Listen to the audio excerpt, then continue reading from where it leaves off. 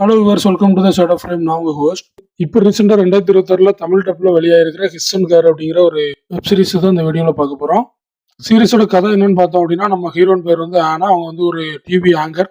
ஒரு வருஷ காலமாக அவங்களோட பர்சனல் லைஃப்லையும் சரி, தொழிலையுமே சரி, ரெண்டுமே வேண்டாம் அப்படின்னு சொல்லி ஒரு ஓரமாக ஒதுங்கி தனியாக வாழ்ந்துட்டு இருக்காங்க. அதே மாதிரி இந்த பக்கம் பார்த்தோம் அப்படின்னா, நம்ம ஹீரோ வந்து ஒரு போலீஸ் டிடெக்டிவா இருக்காரு. ஸோ நம்ம ஹீரோயின் வந்து ஹஸ்பண்ட் ஒய்ஃபு. ஆனால் இப்போ வந்து ரெண்டு பேருமே பிரிஞ்சு தனித்தனியாக வாழ்ந்துட்டு இருக்காங்க. இப்போ சீரிஸோட ஸ்டார்டிங்லேயே நம்ம கதாநாயகனையும் காட்டியிருந்தாங்க.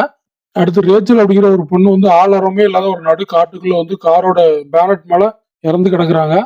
இப்போ இந்த நியூஸ் வந்து போலீஸ்க்கு போயிருது. போலீஸ்க்கு போனதும் நம்ம ஹீரோ தான் அந்த கொலை நடந்த இடத்துக்கு வராரு.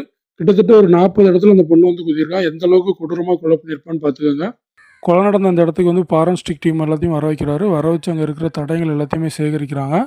அங்கே இருக்கிற ப்ரெஸ் ரிப்போர்ட்டர்லாம் நியூஸ் கொடுக்கறதுக்காண்டி நம்ம ஹீரோ போகிறோம். இப்போ தான் நம்ம ஹீரோக்கு ஒரு பெரிய ஷாக் ஒன்று இருக்குது. அதாவது நம்ம ஹீரோட எக்ஸ் ஒய்ஃப் இருக்காங்க இல்லையா, அதாவது நம்ம ஹீரோயின் ஒரு வருஷமா எல்லாத்துலேருந்து விலகி இருந்தாங்க இல்லையா. இப்போ என்னடான்னு பார்த்தோம் அப்படின்னா, மைக்கோட வந்து அவங்க முன்னாடி ஹீரோ முன்னாடி வந்து நின்று கேட்டுட்டு இருக்காங்க அந்த கொலையை பற்றி. அப்போ நம்ம ஹீரோக்கு வந்து நம்ம ஹீரோயினை பார்த்தோன்னே ஒன்றுமே ஸ்ட்ரைக் ஆகலை. ஏன்னா நமக்குமே எதுவுமே தோணலை. ஏன்னா கொஞ்ச நேரத்துக்கு முன்னாடி தான் அவங்க எல்லாத்தையும் விட்டு ஒதுங்கி இருக்கிற மாதிரி காட்டினாங்க. அதுக்குள்ளே என்னடா மைக்கு பிடிச்சி வந்துருப்பாங்க அப்படின்னு சொல்லி நம்மளுமே யோசிக்க வைக்கிறாங்க. ஒரு விஷயத்தை மட்டும் நம்மளால புரிஞ்சுக்க முடியுது. இந்த ரேச்சல் அப்படிங்கிறவங்க நம்ம ஹீரோனுக்கு ஏதோ ஒரு விதத்தில் தெரிஞ்சிருக்காங்க.